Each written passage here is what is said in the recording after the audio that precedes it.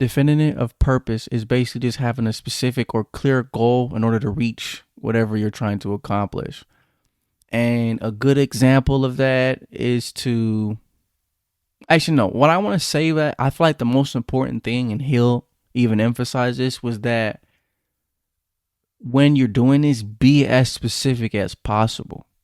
And let me give you an example. An example would be don't just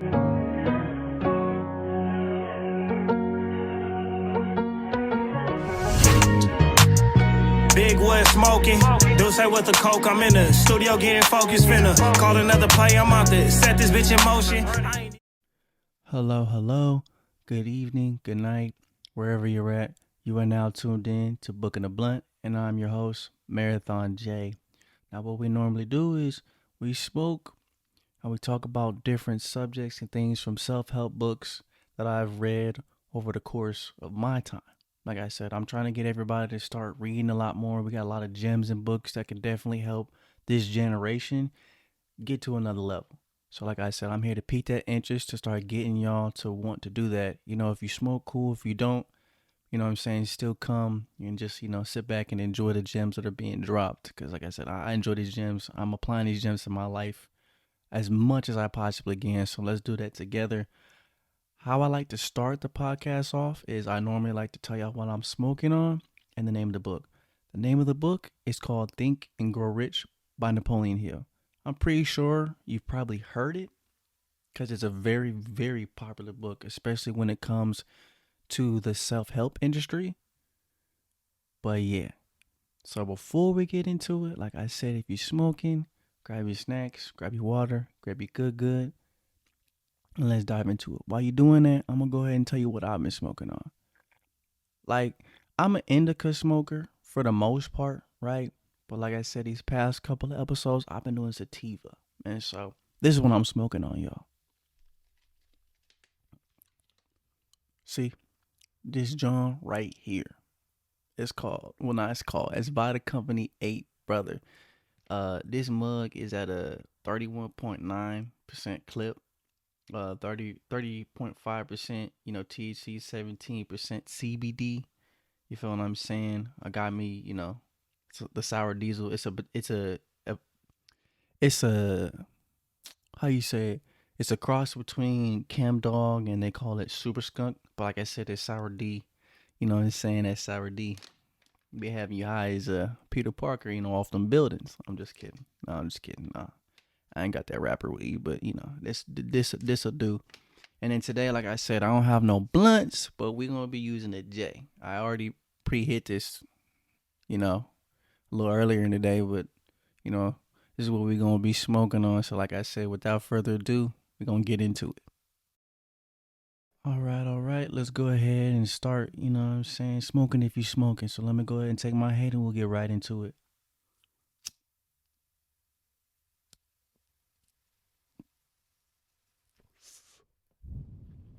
Shit, how everybody doing though? I know New Year's just was around the corner. Hope everybody was safe and celebrated and everything was good.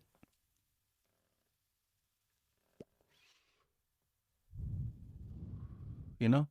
Hope everything was how you wanted it to be.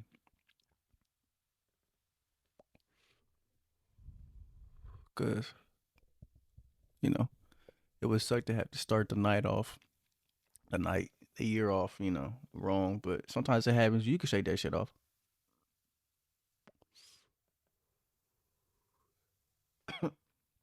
All right. The author Hill made this book based off of studies that he had of various people that generated wealth all on their own. Now, he had 14 principles that give us basically the philosophy of achievement, basically the way to getting to an achievement or the goals that you're going for. Today, I'll be giving you 3 points that'll jumpstart and get you in the right direction for this new year to all your goals. The first thing that I want to talk about is the power of thought. Now, Hill emphasizes that our mind plays a big part in our reality. And what I mean by that is based off our perception of how we think can for sure dictate how we move. You know what I'm saying? And he even states that in the book. He believes that either, our mind is going to lead us to success or it's going to lead us to failure. So, like I said, I'm pretty sure we all can grab like a moment in time where our mind was our worst enemy. I know I can say that at least, that my mind is definitely being, one of my enemies, but after changing perspective, I'm way more, I wouldn't even say positive. I know a lot of people tell you to be positive, but I wouldn't even say it's positive. I feel like I'm at a point in my life when I'm very counterintuitive, you know, which is just to like look at things from not necessarily a negative perspective, but not necessarily a positive perspective. It's kind of like a, this happened, but it is what it is, life is going to be life. I can honestly say there's been plenty of those times. Let me give y'all an example. So when I was a kid, right, when I was a child, my dad was really big with sports, right?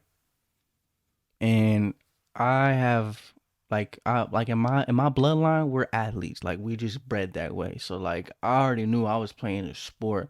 The first sport that I had a liking to or really like had an interest in was basketball. Like it's the first thing I picked up as a little boy. So I think in my dad said he was like, okay, he gonna be a hooper, which eventually over time I did become a hooper, but not to the extent that I could have been. And let me explain. So my dad had seen that I'd taken interest in it. At the time that he had caught me, I'd already kind of gotten the bad fundamentals from like basketball. I was hanging out with my friends and like they always wanted to like, do the threes and like just flashy stuff. I never really learned the fundamentals or the basics of basketball. I just kind of picked up bad habits. I started telling my dad that I was really interested and I wanted to play. He takes me out to a park, right? And he actually gets me to start running drills, like actual drills, the ball handling, your layups left, right, like shooting these shots from here, like, and he's sitting there talking to me, right? He's talking to me just and telling me to do these things. And there'd be times where I would kind of do it, but then I wasn't really focused. And like, and if I had the time, I'd like fuck off. Like I'd be just throwing up crazy shots or just like I wanted to do other stuff, And my dad is one of those people that like he don't force nobody to do nothing. Like he's gonna teach you something or show you something. He just you know like you're gonna show that you actually want to learn. He's not gonna waste his time. And me being a child at that time and you know looking at my dad from perspective like this is a man that I just don't want to disappoint or let down. Like I let that get in my mind and it made me not want to play sports after that. I'm not even gonna lie. I'm not gonna lie. So it took me like I don't think I played my first actual legit sport until high school. Like I would mess around, but like on like actual be on a team and play for a team like aspect. And the crazy part about it, it wasn't even basketball. When I went, I started playing basketball, trying to get on the team. And I think at the time, the physical cost too much or something like that. Like we were just not able to get that physical, so I didn't even play. And then I practiced though. That's what was crazy. So then eventually, football starts coming around the corner, and for whatever reason, I think theirs was like cheaper, or the coach was like, I don't remember, but we were able to go get one. I think I got one at like Walmart or something like that. They had like some type of deal going on. Shout out to y'all if y'all have ever had to go get y'all physical at Walmart. I was in Hemet at this time. If you know, you know. But yeah, and so I played for the first time, and when I tell you, I got dogged out because I didn't know like how to play nothing, no corner, no nothing, like And looking back at that, all I could ever think, long story short, is that I could have been a whole beast out here if I just didn't let my mind get in the way of understanding like what, like you're gonna fail, it's okay to fail, like, and he understands that and it's okay to mess up, but this is how you get better. Like I was so in my head about it and looked at disappointing him or him kind of being frustrated with me not really giving him my all, as like I don't want to play anymore. Mind you, I could have been a whole beast out here, and don't get me wrong, like I said, I'm an athlete, so I could play any sport, but like to be like good enough to go D1, which is like every dude's dream, really, at one point in time, or like most, I'll say that, you know.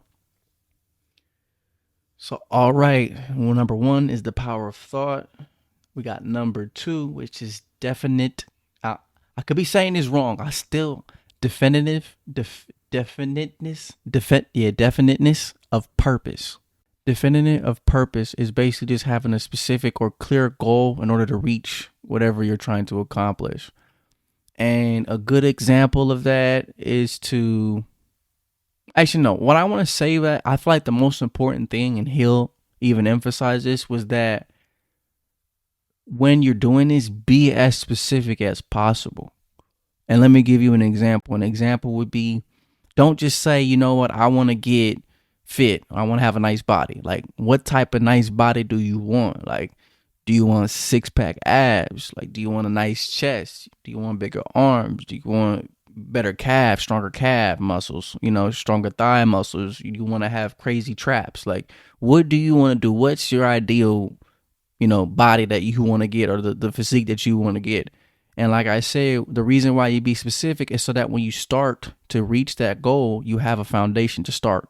Okay, I need to be looking up chest workouts. I need to be looking at arm workouts. I need to be looking at what supplements I need to take to get my arms, chest, bigger. Or what I got to do to get leaner and get these abs looking crazy. And when you do that, you start to make it really real. Like, you give yourself an actual vision to visualize in something. And like I said, an actual goal to obtain. So like I said, you're able to put those steps into motion. And last and not least, I want to say, I feel like y'all should hear, out of the 14 principles that I seen in that book, is persistence. For those of you who don't know what persistence is just not giving up, not giving in, not quitting. Just keep going. And Hill and I also agree with Hill when he says this, but he says that you can increase your chances of obtaining your goal when you are persistent. Because the reality of it is, at the end of the day, is when you're obtaining anything, or just anything in life, but especially when you're trying to reach goals, there's going to be all types of roadblocks and things that are going to be in your way to obtaining or grabbing that. And you can't let that waver or like make you want to give up, like I did earlier as a kid, and like just not pursue something that could rightfully be your purpose. You know what I'm saying?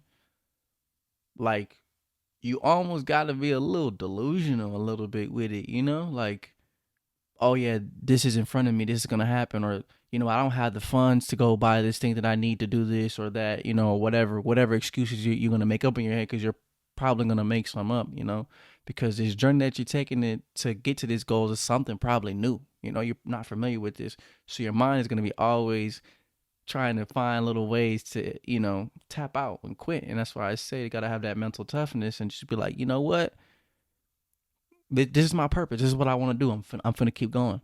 Like, it's gonna happen. It's gonna happen. I'm being persistent. I'm doing things that I need to do. There's no way that it's not happening. I'm putting the work in. Well, how could it not happen? So the three are, remember, the power of thought, the definiteness of purpose, and persistence. These are the three that'll be great starting points to going into this year. These are three that I'm gonna focus and lock in on. As you can see, this is what I'm doing right now as we speak. If you've been following this podcast as of late, you've been hearing, especially my last video, that I got to get this going, because I do. If you've been following my podcast on platforms, not the video form, because I have this podcast out on all platforms. If it's got podcasts on it, it's on there, And in the past, I'd always say like, oh, like I got to get on it. And there was a point in time where I was very consistent with it, but I let the ball drop. And it's because I didn't have these three things going in. I wasn't aware of the fact that I wasn't focusing on these things, or I didn't have these in my bag, to take with me to make sure that I got these goals done. It took me having to go through a lot of things in life, for me to really lock in and understand that, like, you know what, like, life is really what you make it. I know it sounds cliche, but it really is what you make it. Like stuff is gonna happen. You can only really control how you react to that at the end of the day. You know? That's all you can do. Getting 1% better every day. Small wins, waking up, like I said, sitting there and tucking in your bed, brushing your teeth, washing your face, taking care of yourself, checking up on your peoples, making sure you give yourself the place and the time to have a mental capacity, the mental capacity to fill up and not be half empty or empty. And then, like I said, one thing that I want to say also too is, for those of you who didn't get to hear last year, that somebody was proud of you, I just want to let you know I'm proud of you, like for you elevating, for you going to that nursing school, for you waking up every day and making sure you go to the gym twice a day, for getting that job promotion, to buying your first apartment, getting your first car, making sure, what I'm saying, whatever you wanted to do, getting in the gym, you went to the gym, having those constant battles, with depression or anxiety, like, and you just keep going, you just keep living, you keep trying to be the best version of yourself. I just want to say that I'm proud of you. You know what I'm saying? Keep doing your thing. We gonna kill it this year. I appreciate y'all so much for tuning in. Like, y'all have no idea how much this means to me. It's just a blessing to have a voice and a platform, even though I don't have crazy amounts of views or subscribers, right now.